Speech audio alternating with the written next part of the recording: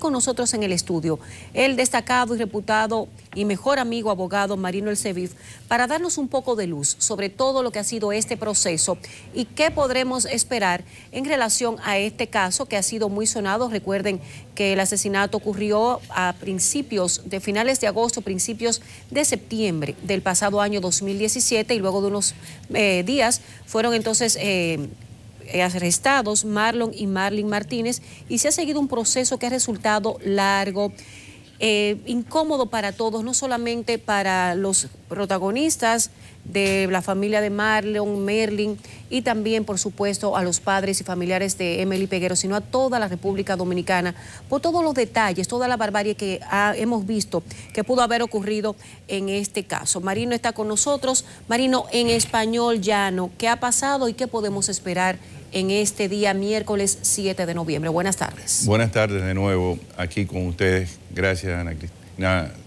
Con nosotros un afecto extraordinario. Nuestra hermana Silvia, común entre nosotros. Evidentemente que en la tarde de hoy hay un estado de crispación social en San Francisco de Macorís. Lo que recoge la Cámara y los testimonios que hemos escuchado en estos momentos establecen el estado de disconformidad de la sociedad de San Francisco de Macorís ante este crimen. La gente presume que puede establecerse alguna lenidad en cuanto al castigo de los culpables. Y la gente presume a su vez que puede haber alguna concupiscencia criminal entre la autoridad y la sanción que espera el pueblo. Hay que esperar la decisión porque los jueces están atados fundamentalmente a lo que ha ocurrido y los hechos no pueden ser alterados.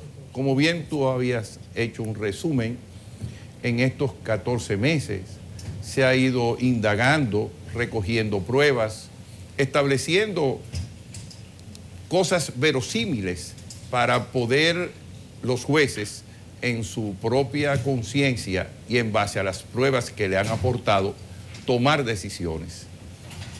Cuando uno ve esas cosas, piensa en las sociedades civilizadas y uno hacia adentro dice, bueno, ¿cómo un juez puede fallar con este estado de crispación social y con toda esa presión social que existe a lo interno de esa comunidad? La regla de derecho lo resuelve de otra manera y es las excepciones que la Suprema Corte de Justicia puede tomar en consideración ante casos como estos. Este caso pudiera dar lugar, ya no, porque ya los jueces tienen que fallar, a lo que se llama en derecho una declinatoria por seguridad pública. Allí esa decisión puede desencadenar situaciones enojosas, no civilizadas y contrarias al debido proceso y la tutela judicial efectiva que establecen los artículos 68 y 69 de nuestra Constitución. Si bien es cierto, ocurrió un crimen repudiado, repugnante, no es menos cierto que los jueces son los que tienen que dar una decisión y no una caravana y no una horda de personas que quieren organizarse para hacer justicia por sí mismos. Eso hay que rechazarlo. Y el pueblo de San Francisco de Macorís tiene una prueba de civilización en este momento, ya que si no está de acuerdo con la decisión que hayan dado los jueces, la única fórmula es recurrir en apelación y no ir al vandalismo y jamás establecer condiciones que pudieran ser enojosas, pero sobre todo que revelen un estado de falta de civilización ante una decisión judicial. Tenemos que someternos al criterio de los jueces. Y si los jueces se equivocan, el Ministerio Público tiene la posibilidad de recurrir en apelación. Si la parte que se encuentra en desventaja, porque son los acusados, se sienten lesionados en su derecho, tienen también el derecho, dentro de los plazos procesales, de recurrir en apelación. Y desde acá nosotros no podemos alentar bajo ningún concepto ningún tipo de actuación incivilizada, ningún tipo de actuación contraria al debido proceso y la tutela judicial efectiva que también le corresponde a los acusados.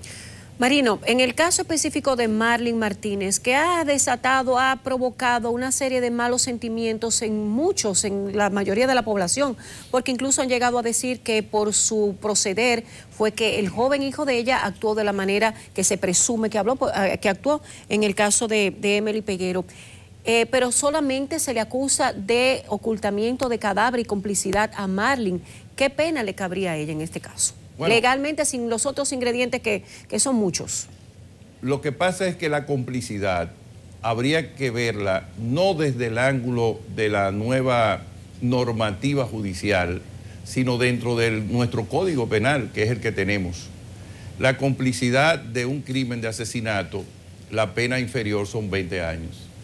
Ahora, un crimen seguido de otro crimen, como nosotros también pudiéramos pensar, y puede ser la valoración de los jueces, establecería otro tipo de sanción.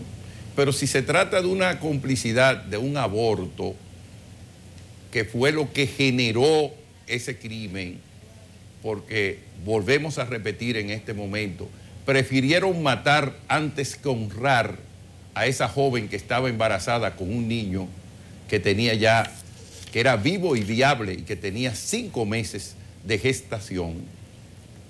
Esa actitud de matar en lugar de honrar es lo que, en definitiva, ha creado esta, diríamos, ola de protesta en los sentimientos de la población de San Francisco de Macorís.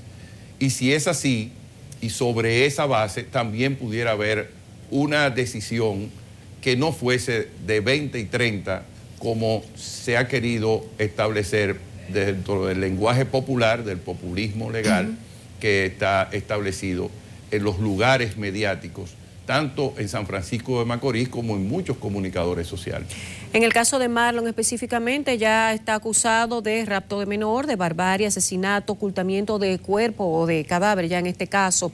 ¿La pena máxima son 30 años en nuestra legislación? Sí, son 30 años, pero fíjate, los tipos penales propuestos, para que la gente lo escuche. Cuando usted acusa a una persona de asesinato, no la puede acusar de homicidio, porque el homicidio... Sería bueno que precisara esa diferencia, porque claro, mucha gente no conoce. No lo entiende. Por favor, Marino. Es importante. Los abogados hablamos en el lenguaje de justaposición de tipos penales. Si usted lo acusan de una cosa, no le pueden acusar de otra. Si se trata de un homicidio, es un homicidio. Pero si es un asesinato, es una situación agravada que implica la premeditación, la acechanza y, hasta cierto punto, cosas que ocurrieron posterior a la muerte de esta niña con su bebé. Ahora, nosotros desde otro ángulo vamos a esperar la sentencia. Los jueces pueden hablar de un crimen preterintencional. ¿Cómo así? Resulta que lo que origina la etiología de ese crimen es el aborto que le quisieron hacer a esta jovencita.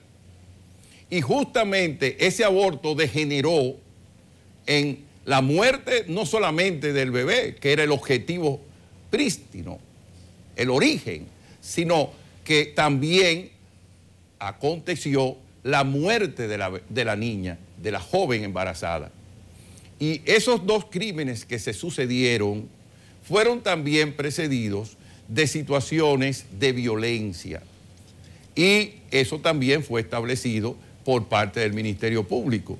Por eso se pudiera hablar no solamente ya de un tema de asesinato, que fue una tipología que la defensa pudo destruir, evidentemente, con mucha destreza por parte de sus defensores, y que el Ministerio Público, dándose cuenta de ello, varió inmediatamente la calificación y habló de un crimen seguido de otro crimen que lo contiene el artículo 304 del Código Penal.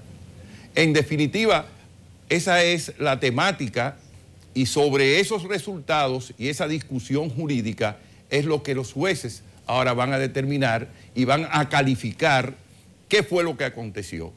Si realmente fue un crimen preparado un asesinato, llamada en forma de prejuicio, premeditada, llevada a un lugar para matarla junto al bebé, o si realmente aconteció que hubo una posibilidad de aborto, que prefirieron el aborto antes que esa niña se casara con este joven, la criaran esa familia y honraran la actuación de este muchacho frente a esta menor, y como no prefirieron eso, sino prefirieron matar, están hoy en este enredo que típicamente tiene que ser establecido conforme a hechos verosímiles, porque en justicia no se puede inventar. Las cosas tienen que estar en un contexto jurídico con pruebas eficientes, porque tenemos una justicia adversarial donde el Ministerio Público es quien le corresponde demostrar la culpabilidad, ya que las personas se presumen inocentes por mandato constitucional, por mandato procesal y por mandatos establecidos en principios internacionales, que son la presunción de inocencia. Marino, por lo que comentas y por mucha percepción que ha tenido mucha gente, quizás el Ministerio Público no presentó bien sustentado esta acusación contra Marlon y Marlene Martínez. Pudiéramos pensar que si se desprende una sentencia, no la que espera la gente, la que quiere la gente, porque la gente quiere definitivamente lo que mencionaste, 30 y 20, 30 para el joven y 20 para la madre, que ha sido muy rechazada también por su actitud, sobre todo en los primeros momentos donde no aparecía la muchacha y la gente indagaba, y ellos hicieron lo que se ha llamado una gran novela, una gran película, de que ella lloraba y decía: Marlene, por favor aparece, pero bueno, en uno de los momentos ella, como decimos en dominicano, metió la pata y dijo: ¿por qué era tan buena esta muchacha? ¿Piensas tú, desde tu punto de vista de abogado experimentado, que quizás el Ministerio Público no sustentó bien este caso, esas pruebas, para lograr una sentencia mayor, como la gente quiere, contra estos acusados? Bueno, los ministerios públicos son personas humanas y se equivocan, y de esos errores procesales también la defensa saca ventajas. Hay una parte de la madre de la niña que es muy importante. Ella dijo en el interregno de la discusión, en todo el tiempo de esta discusión del proceso, y no hay otra persona más involucrada en el crimen. Es decir, ese instinto de esa madre que tiene el concepto claro de lo que le aconteció a su hijo, a su niña, a su nieto que venía en camino, dice: pero solamente fue él que hizo eso. Fueron ellos dos los únicos que manejaron esta situación. Y la gente se pregunta en San Francisco de Macorís, en los Estados Unidos que escuchan, y aquí en todo el territorio nacional, ¿y pudo ese joven, solamente él, haber practicado un aborto? Y si fue él solo, entonces no estamos frente a un aborto, estamos frente a un asesinato premeditado. Por eso es que los jueces van a tener, como dicen los abogados, que subsumirse en los tipos penales propuestos, en la calificación criminal del hecho, y establecer si hubo asesinato o si hubo un aborto donde desencadenó en un homicidio, en donde no solamente se perdió la criatura, sino que también murió la madre como elemento desencadenante del crimen precedente, que es el aborto. En esa situación habría que verlo. Hay quienes han manejado el tema como que hubo violencia, que hubo secuestro, y realmente no había secuestro, porque entre esos jóvenes había una relación de amor, de vínculo, y que se habían criado incluso juntos, porque la madre de esa muchacha era, como quien dice, la madre de esos muchachos todos. Por eso tú viste la expresión tan ética, tan moral de la madre de esa niña, cuando le dice a la madre inculpada: mírame a los ojos, que yo no era capaz de hacerle eso a tus hijos.